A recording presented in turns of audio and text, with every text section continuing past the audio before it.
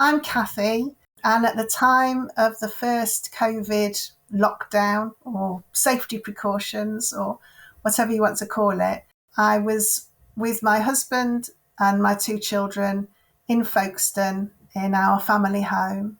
My daughters had come back from their different university experiences. One was at university and came home, and one was abroad in America and had to come home.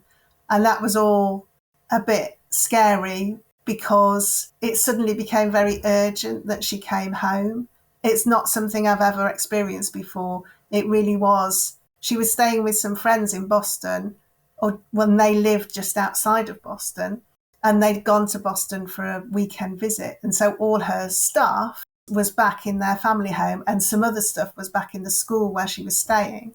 But we just, that weekend, with the flights starting to close down, we just had to say, get your friends to take you to the airport and just get on the first plane that you can in the clothes that you've got with you, which she duly did, and managed to get home before they really sort of started stopping all the flights. So we were really lucky that all four of us were together, and I was so relieved about that. It would have been such a different experience if my daughter had got marooned in the States, or even my other daughter had stayed at her university and not come home.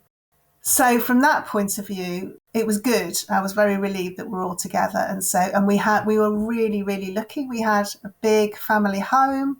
So there's plenty of space. Everybody had their own room. And, I remember how lovely the weather was. And it was almost like an extended holiday. It was odd. It really was like the world had stopped and everything was quiet. Everyone was worried. It was this weird mixture of being kind of peaceful in some ways, and yet also with this kind of very frightening shadow over everything. We aren't a big extended family, so once the four of us were together, those were the key people that really, really mattered.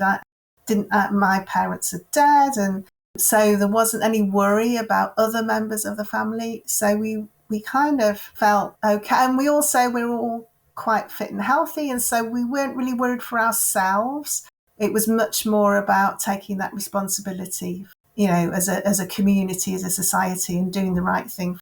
It was scary because anybody could get ill, but I think it was definitely more worrying about the community in general and how it might affect a lot of people. So yeah, really strange mixture of, in some ways, the weather being lovely, being very relaxed in lots of ways, but also this kind of major worry. I also volunteered for the Samaritans at the time. And so that was, I had an extra outing because I could go to my Samaritans session. But that was quite interesting as well, listening to people. A lot of people just still worried about the ordinary things that everybody worries about, but obviously a lot of people worried about the repercussions of being isolated and everything that go on. So again, I had this sort of dual feeling of kind of feeling okay myself, but worried about, how big the impact was going to be on everyone else.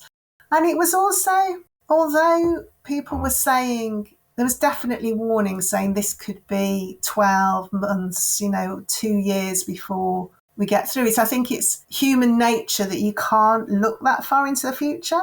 And so I think there was an element of sort of thinking, I suppose it's the classic war, it'll be over by Christmas thing. Definitely a feeling that, it would only be a matter of a few months and you couldn't look further into the future than that. And it was kind of exciting as well. I mean, I've never been in a situation where society was utterly disrupted, utterly turned upside down. In the few days, in the week or so before the actual kind of everybody stay in their home announcement was made, I remember going to the supermarket and it being like something out of a dystopia film. There was not much on the shelves, and there was these announcements over the, tannoy saying, keep apart. And it really was, it felt like you were looking in on yourself in a film. And and the repercussions of it all, no way could anybody know really how it was going to affect anyone. You had to be sort of in the moment. as the months went on that summer, my husband didn't get any work. And so we actually brought forward a decision that we'd been thinking about doing anyway, to move out of Folkestone. So we focused a lot on selling the house and moving and where we were going to move to. So we were kind of distracted. But again, kind of thinking that it would all be okay.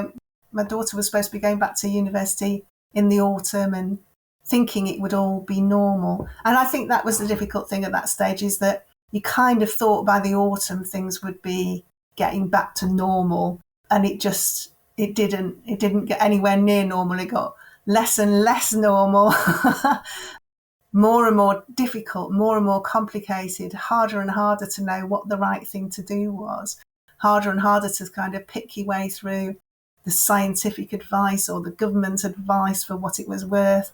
And it got darker and darker, really, I think. I kind of remember those first few months as being quite sunny and peaceful, but gradually as the year went on, and I know we had some lifting and there was some movement, but it's still, the pressure got worse, and the worry got worse, and the complications and the implications of what we were doing as a society got more and more complicated. It was harder and harder to know what was the right thing to do. As a family, our lives changed a lot over the next couple of years, but those are the things I remember from those first few months. We lived on a lovely street in Folkestone, really lovely neighbours. I didn't know everybody in every house, it wasn't quite that, but our immediate neighbours and people across the road, and people knew other people. And, we weren't in and out of each other's houses all the time. It wasn't like that. But once that, kind of social isolation practice hit, people got in touch with each other through WhatsApp primarily and started a street group. It was kind of, some people knew some people, and then some people knew someone else. And I think in the end, we did have every house in the street involved in it, to make sure that nobody was sort of struggling, or if anybody needed any help, and also just for a bit of fun, to be honest, as well. So it was a practical thing about making sure that people got shopping or help. But yeah, we also ended up doing some online quizzes and communicating quite a lot that way. One of the people who lived on the street was an emergency worker, and so we kind of, I hope we helped her when she kind of was struggling. That was a very positive thing, really. As I say, we'd been a bit of a community already, but that solidified it. And and when it came to the clapping for the NHS, which makes, in hindsight, kind of makes my blood run cold. I was a bit cynical about it after the first couple of times, but anyway, with what we know since,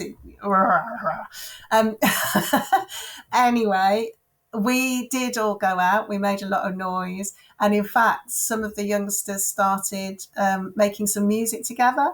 And so they would stand far enough apart, but somebody would play guitar and someone would sing, and just kind of made those Thursday evenings, wasn't it, an opportunity to just do something a little bit that took us out of our daily routine, which was a bit boring.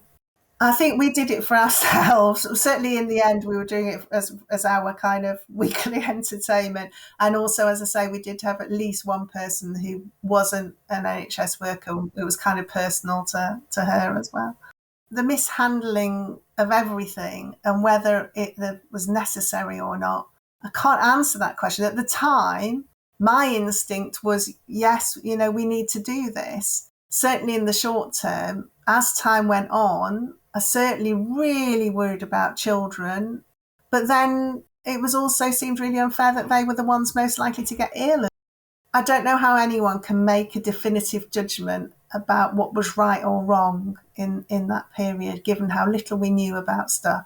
And the only thing you can say that was wrong is that there wasn't enough preparation and there wasn't enough focus. What worries me is that everyone's gone back to normal. It took a long time. I think it certainly took a long time for me to sort of get back into just normally socialising. I would say I'm really only just in the situation where I go out and socialise as I did pre-lockdown. And so it's taken a long time for that. And I still occasionally kind of look around a situation I'm in and think, oh, I don't know. There's a lot of people here in this very enclosed space. So that's kind of so embedded now.